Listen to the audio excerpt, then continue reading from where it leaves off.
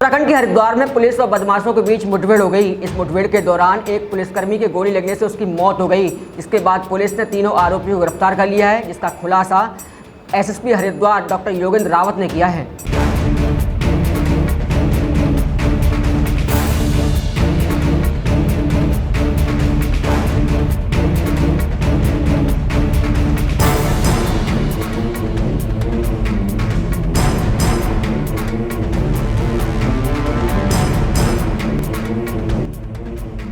फरीदाबाद से हरिद्वार बदमाशों को पकड़ने पहुंची क्राइम ब्रांच की टीम की बदमाशों से मुठभेड़ हो गई, जिसमें हरियाणा पुलिस के एक सिपाही की मौत हो गई। फरीदाबाद में डकैती के आरोपियों की लोकेशन हरियाणा पुलिस को हरिद्वार से मिली थी, जिस पर हरियाणा पुलिस की टीम देर रात हरिद्वार पहुंची और बदमाशों की धरपकड़ की कोशिश की। इस पर बदमाशों ने पुलिस पर फायरिंग शुरू कर दी। फायरिंग में एक गोली हरियाणा पुलिस के कांस्टेबल संदीप को लग गई। घायल हालत में संदीप को अस्पताल ले जाया गया, जहां डॉक्टर ने उसे मृत घोषित कर दिया। मुठभेड़ में 3 आरोपियों को पुलिस ने पकड़ लिया, जबकि एक आरोपी मौके से फरार हो गया। घटना की जानकारी मिलने पर स्थानीय पुलिस और अधिकारी मौके पर पहुंचे। देर रात तक हर की पौड़ी के आसपास के क्षेत्रों में कॉम्बिंग की गई, जिसके बाद फरार बदमाश को गिरफ्तार कर लिया गया। वहीं एसएसपी डॉक्टर योगेंद्र रावत ने हरिद्वार नगर कोतवाली में प्रेस वार्ता करके इसकी जानकारी दी।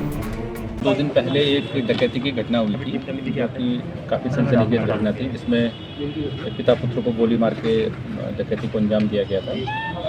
तो जो फरीदाबाद पुलिस की क्राइम ब्रांच है, वो इस डकैती के क्रिमिनल्स को लगातार ट्रेस कर रही थी और इनको ट्रेस करते करते ये हरिद्वार पहुंच गई, जहाँ से इनको ये सूचना मिली थी कि इसके जो संभावित कुछ अभियुक्त हैं ये हरिद्वार में हो सकते हैं।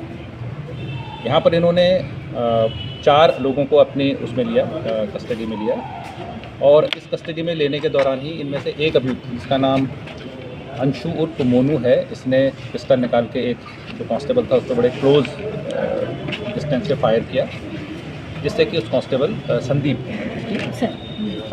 की उसकी मृत्यु हो गई। और उसके बाद ये बदमाश भाग गए।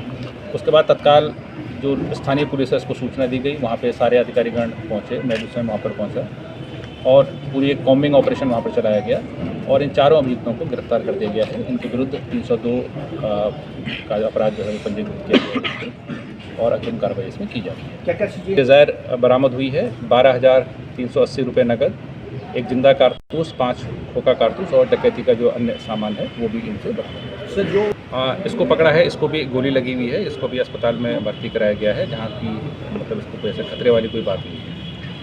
हाँ, ये है कि इन्होंने स्थानीय पुलिस को जानकारी नहीं दी थी, और ये किन परिस्थितियों में नहीं दी ये एक अलग विषय हो सकता है। आमतौर पर स्थानीय पुलिस को जानकारी दी जाती है, लेकिन कई बार अगर ये लगे कि जानकारी देने में जो देर लगेगी उसके कारण बदमाश भाग सकते हैं, तो कई बार नहीं भी देते हैं।